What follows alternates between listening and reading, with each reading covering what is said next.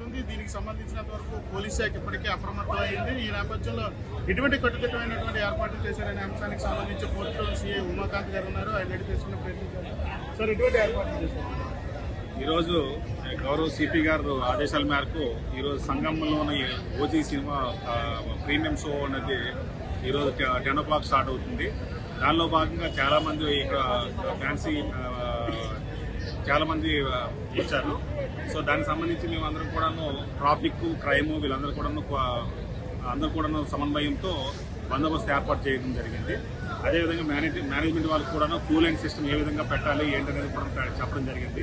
వాళ్ళు కూడాను బౌన్సర్స్ని వాళ్ళని కూడాను పెట్టుకోవడం జరిగింది. ఎటువంటి అవాంఛనీయ సంఘటనలు లేకుండాను మేము కట్టుదిట్టమైన భద్రత తీసుకున్నాము. దానిలో భాగంగానే ఈరోజు డ్రోన్ అనగా నెక్స్ట్ అదేవిధంగాను ఈ మొబైల్ బ్లూ కోడ్స్ అనగా ఇవన్నిటిని కూడా ఉపయోగిస్తున్నాము.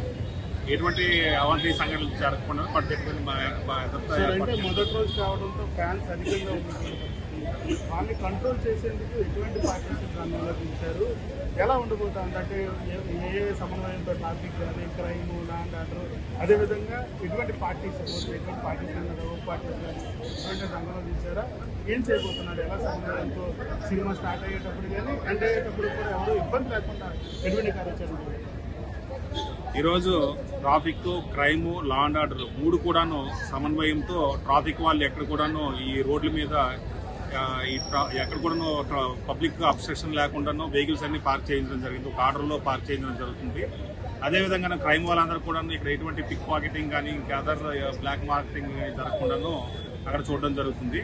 అదే లా అండ్ ఆర్డర్ వాళ్ళు కూడాను కంప్లీట్ గాను ఈ బందోబస్తు సంబంధించి వాళ్ళందరితో సమన్వయంగా ఏర్పాటు చేసుకుని పబ్లిక్ అందరూ కూడాను ప్రశాంతంగా వాళ్ళు ఆహ్లాదకరంగాను వాళ్ళు సినిమాని ఎంజాయ్ చేసి వచ్చే విధంగాను అన్ని ఏర్పాట్లు చేయడం కూడా జరిగింది. ఏదైతే ఓజీ సినిమా రిలీజ్ నేపథ్యంలో పోలీస్ శాఖ కట్టుదిట్టమైనటువంటి ఏర్పాట్లను పూర్తి చేసింది. డ్రోన్తో పాటుగా పోలీస్ శాఖకు సంబంధించినంత వరకు ట్రాఫిక్, అదేవిధంగా క్రైమ్, లా అండ్ ఆర్డర్ అంటూ అన్ని బోత్ పార్టీస్ ని రంగంలో దించి ప్రేక్షకులకు ఎటువంటి ఇబ్బంది కలగకుండా ప్రేక్షకులతో పాటుగా ఎవరైతే బయట వెళ్లేటటువంటి పాదచారులు కానీ, వాహనదారులు కానీ ఎటువంటి ఇబ్బంది లేకుండా ఏర్పాట్లు చేసినట్టు కూడా సీఏ చెప్తున్నటువంటి పరిస్థితి కనిపిస్తా ఉంది. ఇప్పుడు పర్సన్ నారాయణతో భరత్, మెగా 9 టీవీ, విశాఖ.